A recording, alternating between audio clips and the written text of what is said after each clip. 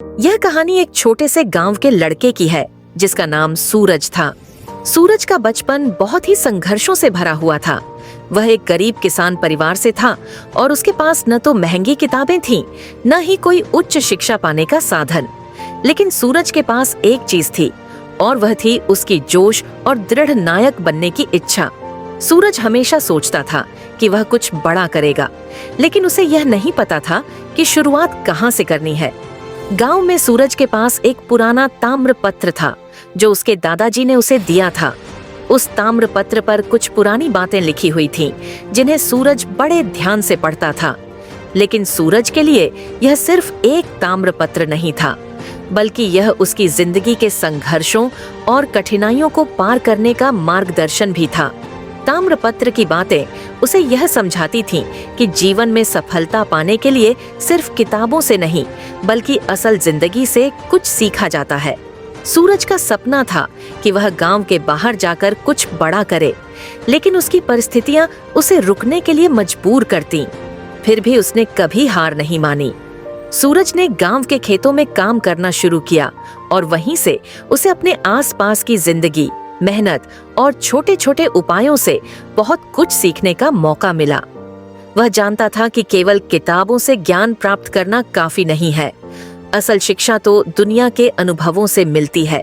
एक दिन सूरज ने गांव में एक छोटे से व्यवसाय की शुरुआत करने का निर्णय लिया।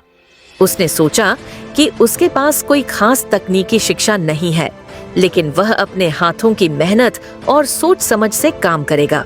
पहले तो वह खुद खेतों में काम करता था, लेकिन धीरे धीरे उसने व्यापार की ओर कदम बढ़ाए। उसने ताम्रपत्र की उन पुरानी बातें याद की जिनमें दृढ़ नायक बनने और असफलताओं से सीखने का जिक्र था। उसने शुरू में बहुत ही छोटे स्तर पर अपना काम किया, लेकिन उसकी मेहनत और ईमानदारी उसे सफलता की ओर ले जा रही थी। वह जानता था कि असफलताएं आएंगी, लेकिन वह हमेशा उनसे कुछ न कुछ सीखता और आगे बढ़ता।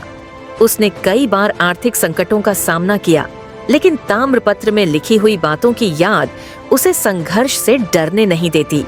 सूरज का ध्यान सिर्फ अपनी मंजिल पर था और वह अपनी गलतियों से सीखकर हर दिन बेहतर होता गया।